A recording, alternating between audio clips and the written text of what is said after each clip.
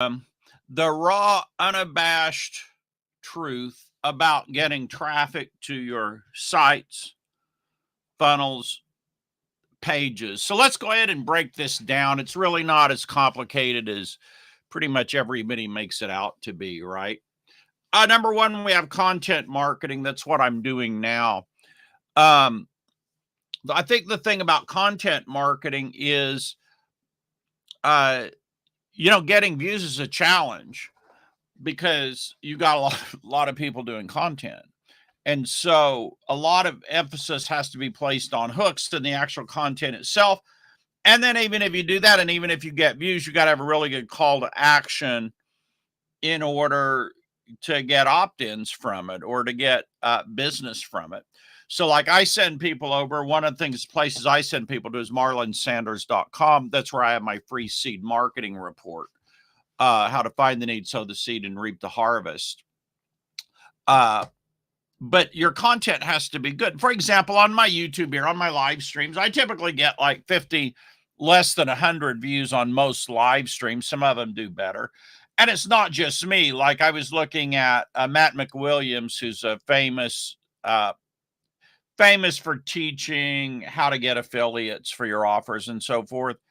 And he has incredible content, incredible guy, incredible content, very successful. And he has about the same views I do on live streams. For whatever reason, the live streams aren't the easiest to get a ton of views with, but they're your good people tend to watch them. All right. So anyway, you got content marketing. So on content marketing thing is, if you probably got to be darn good. Now, if you're in a niche or you're in an area that there's not a lot of other people on it, then yeah, no. But if you're, most areas today are fairly competitive. So you've got to be real competitive in terms of your hooks and your content offers, watch time, and so forth. I think Mr. B says the two critical elements are the click rate of the people that see your video, how many click to watch it.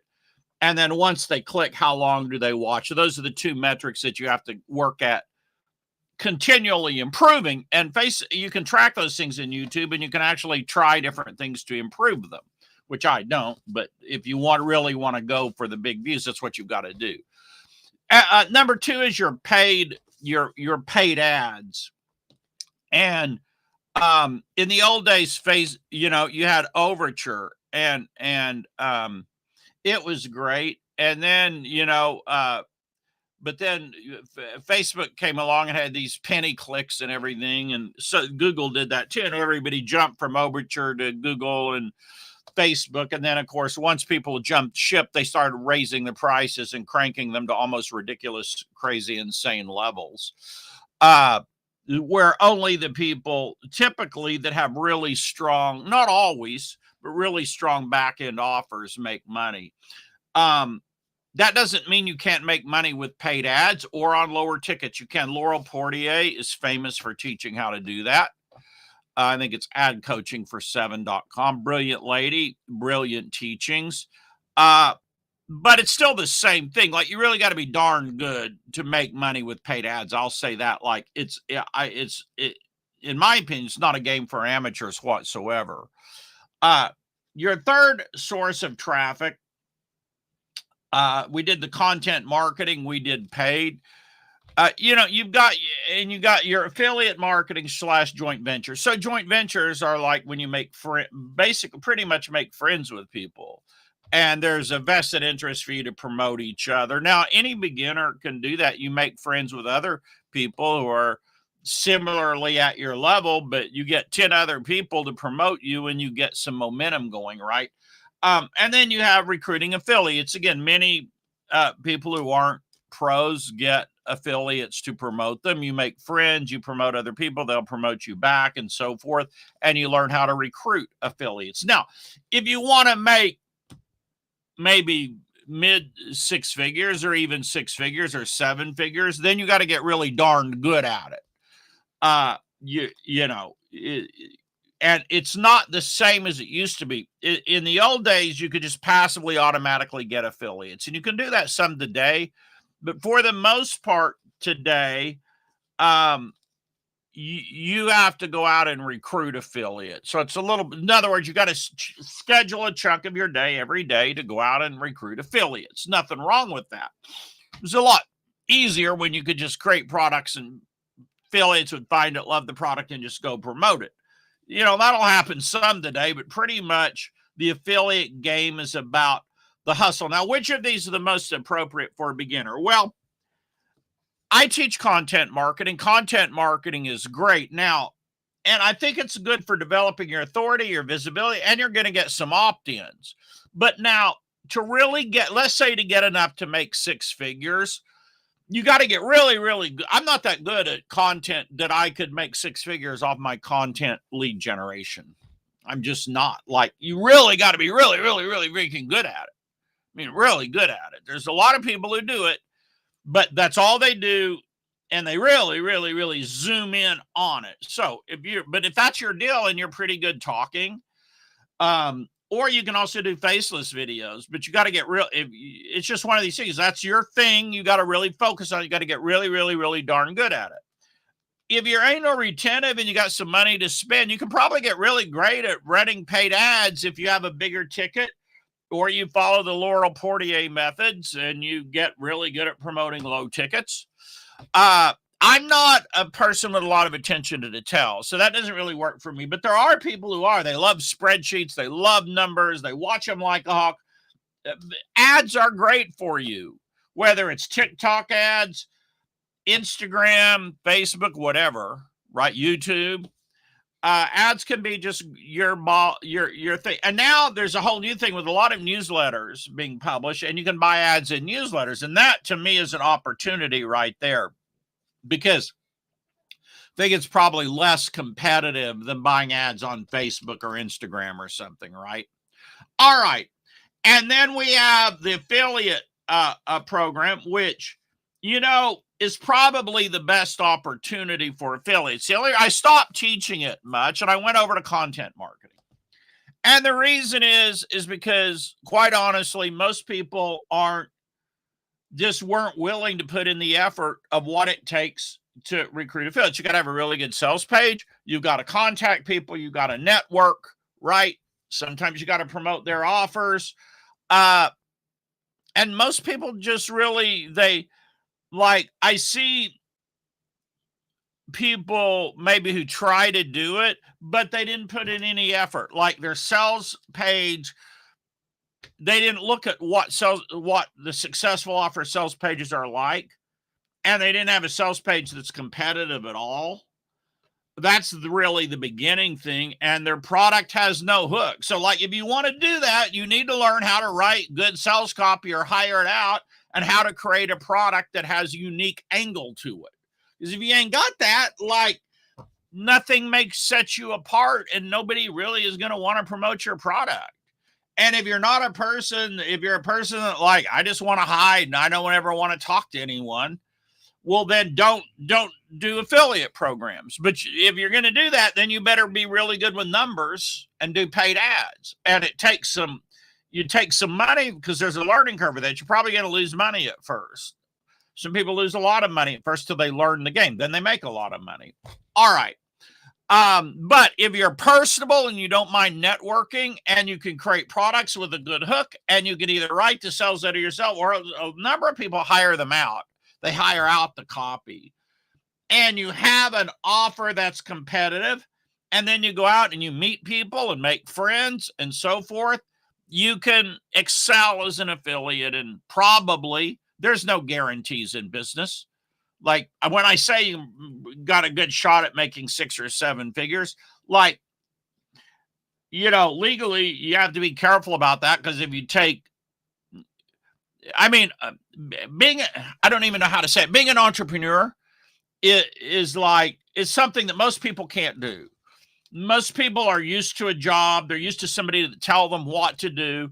They're used to following a defined step-by-step procedure. I do this, I do this, I do this, I do this. Not how being an entrepreneur is. Things change, and you have to adapt to them and so forth. And so, but for the right person, yeah, a lot of people make 6 and 7 figures doing affiliate marketing. They hustle. They're really good at it.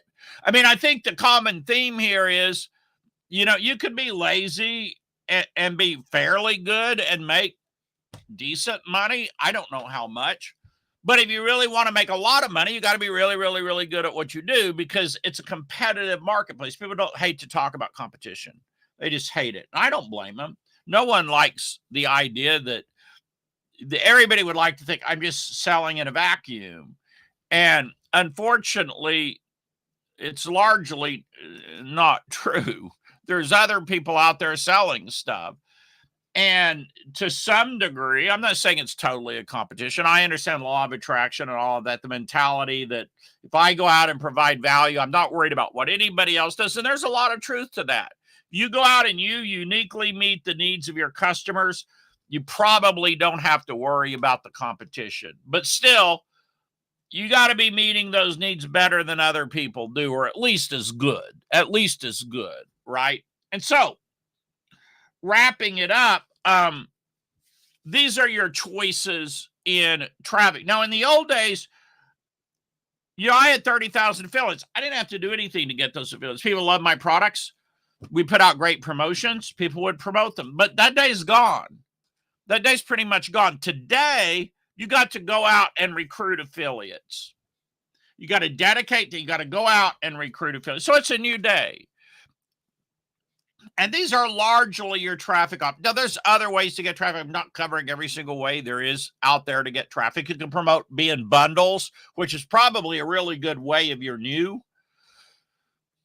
You put there's things out there called bundles, and you have your product in them, and then people will opt in and get on your email list. And they're maybe not the highest quality customers in the world, but they're not bad. And at least you got people on your list who are buyers, right? So, and there's being on virtual summits and things like that. So there's other ways to get traffic. I'm just talking about the main bread and butter ways. But I think what I said still applies. Like if you're going to be in a bundle, you're going to be speaking in a virtual summit, you need to be good at what you do. Like, I think, hey, good morning, how are you? I think the days when people could be, could be lazy and not very good at what they do, I think those days are over. In the old days, people could really not be very good and do well, or be really lazy and do well, because there was so much demand. But the market's changed. Well, let's face it, there's 100 times people doing internet marketing than when I started in this business. And there's probably 50 times even 5 or 10 years ago. So, and they're really good. They're much better than they used to be. So all that means is you got to up your skill. You got to be willing to invest in yourself, invest in your knowledge, invest in your skills and talents, and be willing to put effort and work into it. Well, anyway, those are your choices on getting traffic. And you got to see which one do you want to get really good at. Like if you're good at talking and you're good at presenting ideas, then content marketing can be good for you. But you got to study the people who are out there doing really, really well at generating a lot of leads and getting a lot of views on their videos. And you got to go and do that likewise, right? And you got to raise your bar until you get up to like that standard, and you learn what it takes to excel at getting leads from content and getting known from content. It's not a lazy game anymore. It's not really a lazy. Although I got to say, there's people that do pretty well over on TikTok, and that's a lot easier than YouTube. I think YouTube is really tough. I mean, the people I see on YouTube, they're like freaking amazing. I'm like, wow, these people are really, really, really good. Over on TikTok, they're good, but I don't think you have to be nearly as good over on TikTok to generate leads, I don't think, as you do over here on YouTube. Same thing goes for Reels.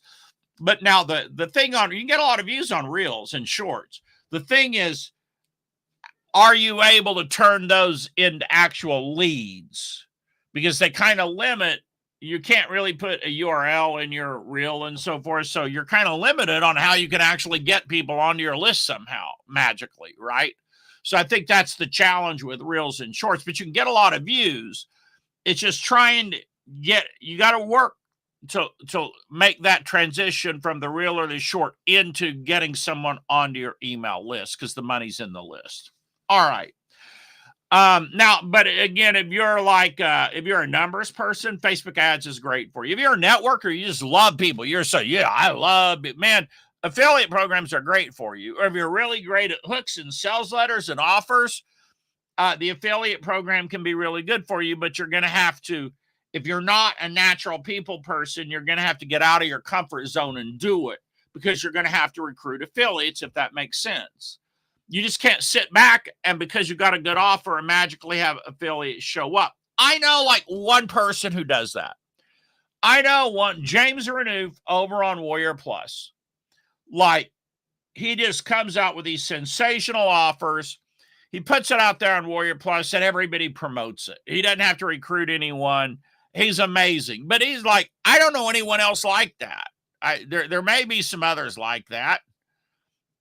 Pretty much, though, I think everybody else has to recruit affiliates, right? And they do reciprocal mailings and so forth, right? James doesn't particularly do those things, but he just comes up with really incredible offers. Yeah, he's one person. It's one person that I don't know anybody else who does that, right? There's like one person. So you got to figure out what you're good at. If you're a networker, then yeah, affiliate marketing is great. Make friends with tons of people.